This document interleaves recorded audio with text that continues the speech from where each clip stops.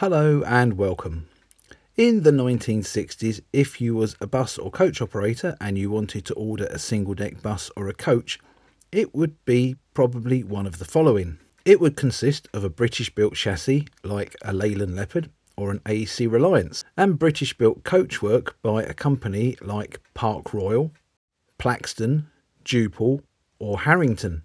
There was a trend also for lightweight coaches, and these were also built by British companies such as Bedford. So as you could see, everything was very cosy and everything was built in Britain or Scotland at a push. A vision of the future started in 1968 when Mercedes-Benz introduced its 0302 coach into the UK, but it did sell in trickles rather than floods initially. And watching the market then, it would be hard to tell that Leyland would disappear off the face of the earth and Mercedes-Benz would become a big player in the UK bus and coach market. Another company that was to become a big player in the coach and bus market was Volvo. Now, Volvo certainly wasn't a new company that was recently set up. It had been established in 1927 in Gothenburg in Sweden. And the name Volvo comes from the phrase "I roll" in Latin. Volvo had initially started importing trucks into the UK in the 1960s. In 1967, two former road hauliers, Jim McKelvey and Jim Keedon, set up Ailsa Trucks to import Volvo goods chassis into the UK. The first goods vehicle that Ailsa Trucks sold was this Volvo F86-30 tractor unit. In 1971, Ailsa Bus was set up as an offspring of the Ailsa Truck Company, and this was to solely import Volvo bus chassis into the UK. In 1972, Volvo acquired a 75% share in Ailsa Trucks and Ailsa Bus. In 1973, they set up an assembly plant in Irvine in Scotland. Ailsa Trucks would go on to become Volvo Trucks UK, whilst Ailsa Bus would go on to become Volvo Bus UK. In 1971, it was decided to introduce the first bus chassis, and this was to become the Volvo B58. The first one was registered BUS 653K and appeared in June 1972. It was bodied with the very curvaceous Alexander Y-type bodywork and was fitted with 49 seats, and from a distance it would look like a Leyland Leopard or a Sedan Pennine, apart from the Volvo lettering across the front dash panel. Now, when this interloper first reached our shores, most of us would have thought that this was a brand new model developed for the UK. However, the B58 had been introduced as far back as 1968 in Sweden. The B58 chassis was very versatile. The engine was mounted amidships in a similar way to the Leyland Leopard and the AC Reliance.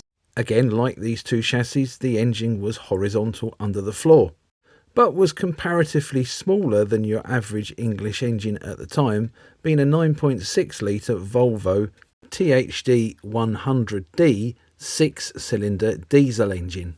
The coach could be fitted with a K19 5-speed manual gearbox or a Wilson semi-automatic 4-speed gearbox with electro-pneumatic control. It was fitted with air brakes and had the option of an exhaust brake. It also featured power-assisted steering, as well as options for leaf springs or air suspension. Again, like most coach chassis of the time, the chassis finished behind the rear wheels, and on coach versions this would allow for a rather deep cavernous boot, which could then be supported by outriggers from the bodywork. On most coaches this is all very self-supported by the bodywork around the back end. But if you'd like to see a video about when a coach builder got the design wrong, I will put a link into my video about the Eastern Coachworks B51 coach, which had a tendency for the boot floors to fall out and leave people's luggage behind on the motorway or the A-road, which wasn't very popular. The B58 chassis was designed to be used as a single-decker bus or coach. In the UK there was one bodied as a double-decker bus, and many B58s that weren't for the UK were actually built as bendy buses. For the sake of this video though, we will mostly be looking at the UK models. It was available in lengths of 9.5 metres all the way through to 18 metres, the 18-metre version being the bendy bus that I mentioned a minute ago.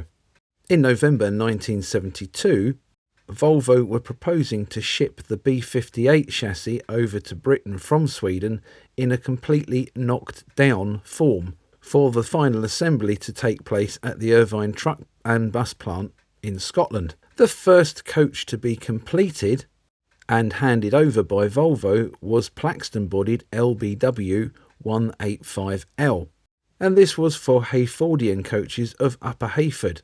The vehicle was fitted with Panorama Elite 3 coachwork and cost £13,427, which is actually a lot less than your average size family saloon costs now. It's crazy to think about it, isn't it?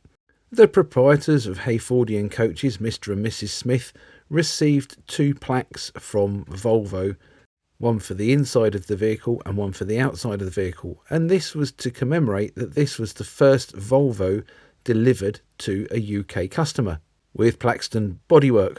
When the first duple dominant bodied Volvo B58 was delivered, a similar thing occurred. Volvo presented the owner with 2 plaques, one for the inside of the vehicle and one for the outside of the vehicle. That duple dominant body coach was MYV 792L and was for Golden Miller coaches of Feltham. The coach with this bodywork cost £13,567.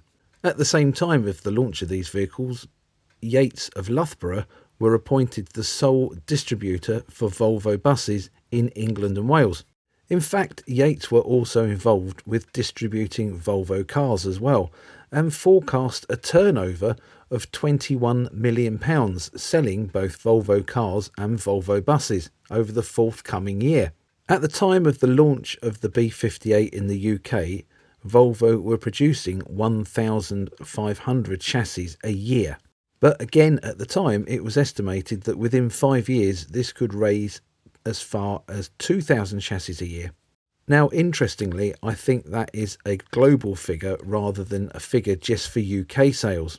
And it does make you wonder how many times they've exceeded that sales figure over the previous few decades. With the B58 being a tried and tested chassis before its launch in the UK, Volvo had no qualms about saying that it was a quality vehicle, as all the kinks and issues had been ironed out over the years previously. Each B58 chassis would get 2 pre-delivery inspections, one when the bus arrived from Gothenburg in Sweden, and one after it had been fitted with the bodywork. To cover for these final pre-delivery inspections, Volvo had trained up a fitter at Gothenburg and provided him with a van, where he would travel to the coach builders and perform the inspection. Now again, it's crazy to think, isn't it, that one man in a van was performing these inspections on a company like Volvo, and nowadays look at how many Volvo vehicles there are on the road. Can you honestly see one man in a van performing all these pre-delivery inspections? How they've grown is just astronomical, isn't it? There was a grand total of 1,292 Volvo B58s produced for the UK market. The vast majority of these were bodied as coaches by either Plaxton or Duple, and were for a wide range of customers, from small independent companies through to larger companies like Smiths of Wigan, Wallace Arnold and Parks of Hamilton, to name a few. Indeed, even the pioneer Volvo B58, which, as you recall, was registered BUS 653K and was fitted with Alexander Y-type bodywork, was later rebodied with a Van Hall coach bodywork, and indeed was one of the few Volvo B58s to receive a Van Hall Elise bodywork, as this style of coachwork was being introduced as the B58 was being phased out. The last Volvo B58s for the UK were delivered in May 1982 and were TND 140X and TND 136X, both for Smiths of Wigan, and they both featured 53-seat duple dominant coachwork. The last Volvo B58 numerically, though, was BAG 201X, which was bodied by Plaxton, again with 53-seat coachwork, and this was delivered in March 1982 to Aston's of Kempsey. The B58 was replaced by the Volvo B10M, which without a doubt is one of the most successful bus chassis of all time, and will certainly feature in a future episode of Classic Bus Histories here on Southern Counties Television.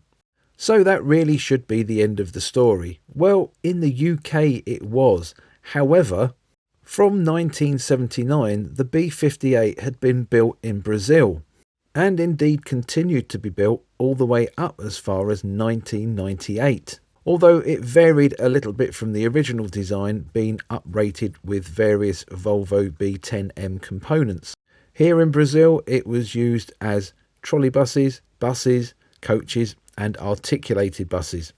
In addition to Brazil, the B58 found itself being exported to Australia, where it proved very popular with the various government operators in the country. These companies taking an order of just under 250 across the various companies. And in addition to that, there were independent operators in Australia that also took the Volvo B58 as well. There were also 68 Volvo B58 trolleybuses in New Zealand as well. Whilst in 1978 the Greater Stockholm Transport Authority ordered 250 B58s. So as you can see, it wasn't just a success in the UK, it was a bit of a worldwide success as well, and it incorporated so many different varieties of vehicle, from trolleybuses to articulated buses, coaches and normal service buses. In fact, many years ago, all the way back in around 2005 it must have been, when I was running East and West Coaches at Ramsgate, I briefly owned a Volvo B58. Kemp's Coaches of Cliftonville, they who operated the very well known and famous AEC Sabre, were ceasing trading. The brothers that ran the company were retiring. And knowing that I was into my buses and coaches for preservation, they invited me over to their depot in Cliftonville near Margate to see if they could tempt me with anything that remained in the garage. In addition to the AEC Sabre that was still sitting there with the engine all disconnected and not plumbed in properly, was an AEC Reliance which had been formerly used on Green Line services in London, and a dual-bodied Volvo B58. HJP 489V had been new to Smiths of Wigan, but now was looking rather tatty in a plain all-white livery. It had a bit of the famous droop at the rear end that a lot of dual bodies, including to some extent Leo my Leopard, suffer from. As this was the only roadworthy vehicle and came with an MOT, I said I would take it. And the brothers let me have it for free of charge because, let's face it, it would have only gone to scrap any other way. However, as I've often said, buying the bus or getting the bus is the easy part. Finding somewhere to put it is a lot harder, and affording to keep it is even harder than that. And so it was driven over to a yard in Sellinge near Folkestone, and I must admit the look on the face of the Continental lorry drivers as they drove up the steep hill out of Dover on the A20 in their nice, shiny, modern articulated lorries, as this rather tatty old white coach came storming past them up the hill, was priceless. It did go like stink, and it was quite a good drive. However, at the time, the state of the dual bodywork worried me a little bit, and I decided to pass the coach on to somebody else. And I'm not sure if it now survives. The first person who came to see it was looking to convert it into a mobile home, and had this great idea about putting a sunken bath in at the rear end, which, when you added the weight of the water and maybe 2 people in the bath if you was feeling amorous, I could imagine them all sitting on the road underneath the back of the coach very easily. So if you've ever seen a dual dominant motorhome going around with 2 naked people sitting underneath the back of it, it was probably my coach. Another more well-known B58 that's been in the news over the last few years on and off is LAJ999W. This was built for Dales Coaches of Middlesbrough in March 1981, and features the rather quirky but attractive Irizar Urco bodywork. Now, this is allegedly the last of its type and was meant to be saved and preserved by Irizar UK at one point, and was potentially being shipped back to Spain. However, that didn't seem to happen, and the last I heard of it a few years ago, it was still languishing in Irizar's yard, looking very sorry for itself. And it's times like that when I see vehicles of that sort of calibre laying around that I wish that I hadn't gone for so many Bristol VRs, because to be fair, when you've seen one Bristol VR, you've seen them all. But there's so many interesting and fascinating combinations of coaches. Irizar bodied Volvo B58s, Willowbrook bodied Bedfords and things like that, that you just think, oh, wow, wouldn't it be nice to have something a little bit different, and maybe one of those. Maybe it's just me being silly, who knows. But I'd be very interested to hear your thoughts on the subject. And talking of strange coaches, those of you who are wondering if I'm still going ahead with the purchase of the MCW Metroliner, yes I am, but things have gone a little bit quiet on that at the moment, but I'm still hoping it will join my collection in Kent. Well, here we are, we've reached the end of the Volvo B58 story. If you have any memories or recollections of the Volvo B58, I would dearly love to hear them. Have you driven them? Have you ridden on them? What did you think of them? As always, if you enjoyed this video, please like and share it, and don't forget to subscribe to my channel so that you don't miss my future releases in this and my other series here on YouTube. And all the money raised from YouTube goes towards the upkeep of the buses in the Southern Counties Omnibus collection, and by watching this video you're helping these buses, and that makes you an amazing person. It really does.